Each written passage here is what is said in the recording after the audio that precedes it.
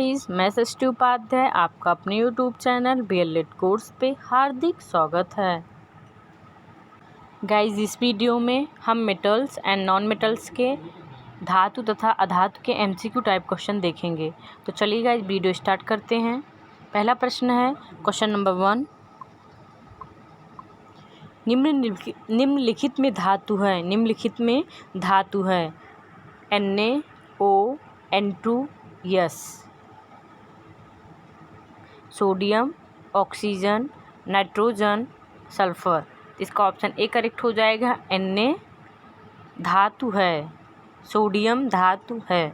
अगला प्रश्न है क्वेश्चन नंबर 2, अम्ल से हाइड्रोजन विस्थापित करने वाली धातु है। अम्ल से हाइड्रोजन विस्थापित करने वाली धातु है Ag, Hg, Zn, Ca। इसका ऑप्शन सी करेक्ट हो जाएगा, Zn जिंक। अम्ल से हाइड्रोजन विस्थापित करने वाली धातु जिंक है, Zn है। अगला प्रश्न है क्वेश्चन नंबर 3, निम्न में सबसे सक्रिय धातु है। निम्न में से सबसे सक्रिय धातु है लोहा, तांबा, चांदी, एल्यूमिनियम। तो ऑप्शन डी करेक्ट हो जाएगा, Al या एल्यूमिनियम। अगला प्रश्न है, एक धातु बताइए जो द्रव हो और मतलब एक धातु और एक अधातु बताइए जो द्रव फॉर्म में हो या लिक्विड फॉर्म में हो। तो धातु है पारा, लिक्विड फॉर्म में होता है। मेटल है, ये धातु है। और अधातु है जो द्रव फॉर्म में होता है वो है ब्रोमीन। ब्रोमीन द्रव फॉर्म में होती है। आगे देखते हैं अगला प्रश्न। अगला प्रश्न है क्वेश्चन नंबर 5, धातुओं की क्रियाशीलता का सही क्रम है। धातुओं की क्रियाशीलता का सही क्रम है। ऑप्शन ए है Mg, Ca, Na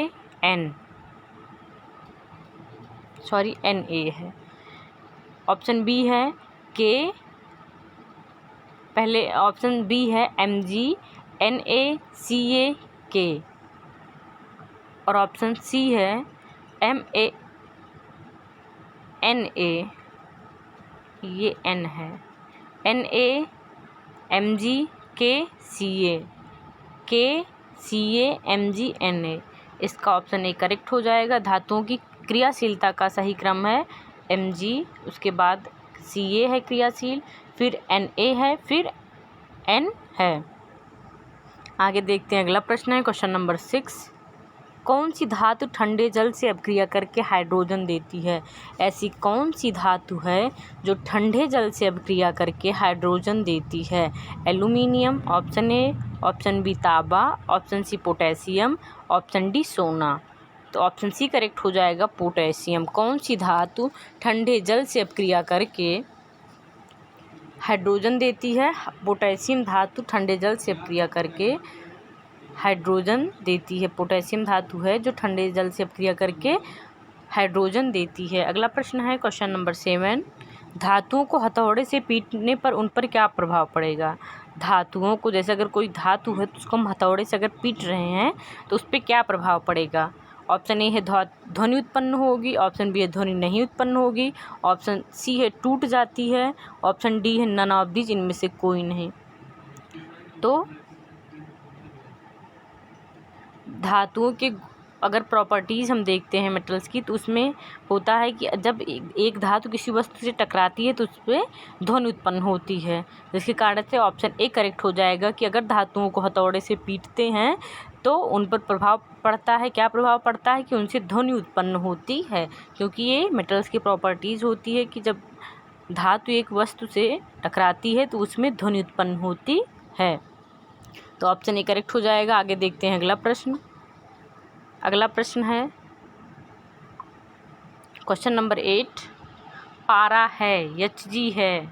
अभी हम लोगों ने देखा ए धातु है, बी अधातु है, उपधातु या नन ऑफ दीज। अभी हम लोगों ने क्या देखा था कि पारा धातु है जो लिक्विड फॉर्म में होती है, जो द्रव अवस्था में होती है।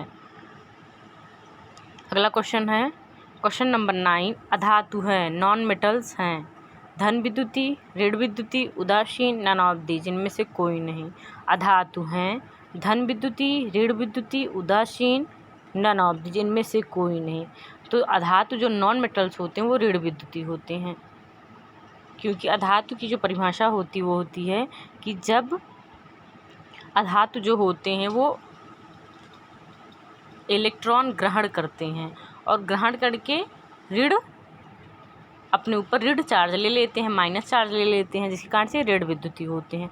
धन विद्युतीय कौन होते हैं? धातु एक या एक से अधिक आयन ये लोग त्यागते हैं, इलेक्ट्रॉन त्यागते हैं, जिससे इनके ऊपर प्लस चार्ज आता है, तो माइनस चार्ज आता है, इसके कारण ये लोग ऋण विद्युतीय होते हैं, क्योंकि लोग जो होता है इलेक्ट्रॉन्स ग्रहण करते हैं। तो ऑप्शन बी करेक्ट हो जाएगा, ऋण विद्युतीय। क्वेश्चन नंबर 10 है, पृथ्वी पर सर्वाधिक पाई जाने वाली अधातु है। पृथ्वी पर सर्वाधिक पाई जाने वाली अधातु कौन सी है? ऑप्शन ए है ऑक्सीजन, ऑप्शन बी है ग्रेफाइट, ऑप्शन सी है नाइट्रोजन, ऑप्शन डी है डायमंड। तो ऑप्शन ए करेक्ट हो जाएगा, पृथ्वी पर सर्वाधिक पाई जाने वाली अधातु है ऑक्सीजन। पृथ्वी पर सर्वाधिक पाई जाने वाली अधातु है ऑक्सीजन। अगला प्रश्न है क्वेश्चन नंबर 11, हीरे का गलनांक व क्वथनांक होता है। हीरे का गलनांक व क्वथनांक होता है अधिक, कम, ए एंड बी दोनों, नन ऑफ दीज इनमें से कोई नहीं। ऑप्शन ए करेक्ट हो जाएगा, अधिक। अधातुओं में हीरे को छोड़कर बाकी सभी का गलनांक व क्वथनांक कम होता है, लेकिन हीरा जो अधातु है उसका गलनांक क्वथनांक उच्च होता है, तो इससे ऑप्शन ए करेक्ट हो जाएगा। अगला प्रश्न देखते हैं। अगला प्रश्न है क्वेश्चन नंबर 12, धातु मेटल्स के गुण हैं, properties of metal. Option A है उष्मा की सुचालक, तन्यता का गुण, टकराने पर ध्वनि उत्पन्न होना, ये सभी। तो जो धातुएं होती हैं वो उष्मा की सुचालक होती हैं, इनमें तन्यता का भी गुण पाया जाता है और ये टकराने पर ध्वनि भी उत्पन्न करती हैं, तो इसका ऑप्शन डी करेक्ट हो जाएगा। ये सभी धातु के प्रॉपर्टीज़ हैं, ये उष्मा की सुचालक होती हैं, इनमें तन्यता का गुण पाया जाता है, टकराने पर ध्वनि उत्पन्न होती है। जब किसी वस्तु से धातु टकराते हैं तो उनमें ध्वनि उत्पन्न होती है। तो क्वेश्चन नंबर 12 का ऑप्शन डी करेक्ट हो जाएगा। अगला प्रश्न है 13, इस वीडियो का लास्ट प्रश्न, हाइड्रोजन धातु नहीं है लेकिन सक्रियता श्रेणी में आते हैं। हाइड्रोजन जो है वो हमारा धातु नहीं है, ये अधातु है, लेकिन यह सक्रियता श्रेणी में आते हैं। क्यों? क्योंकि ये जो होता है ये इलेक्ट्रॉन ग्रहण नहीं करते हैं, ये इलेक्ट्रॉन आसानी से त्याग देते हैं हाइड्रोजन, इसी कारण ये धातु नहीं होते हैं, लेकिन ये सक्रियता श्रेणी में सबसे आगे, मतलब सक्रियता श्रेणी में आते हैं, अधातु में सबसे आगे होते हैं। तो हाइड्रोजन धातु नहीं है लेकिन सक्रियता श्रेणी में आते हैं, क्योंकि ये इलेक्ट्रॉन त्यागते हैं, इसी कारण से यह सक्रियता श्रेणी में आते हैं। आई होप गाइस सारे क्वेश्चन आपको क्लियर हुए होंगे। अगर वीडियो पसंद आई हो तो लाइक कीजिए, बाकी चैनल को सब्सक्राइब कर लीजिए ताकि नए नए वीडियो के नोटिफिकेशन मिल सके।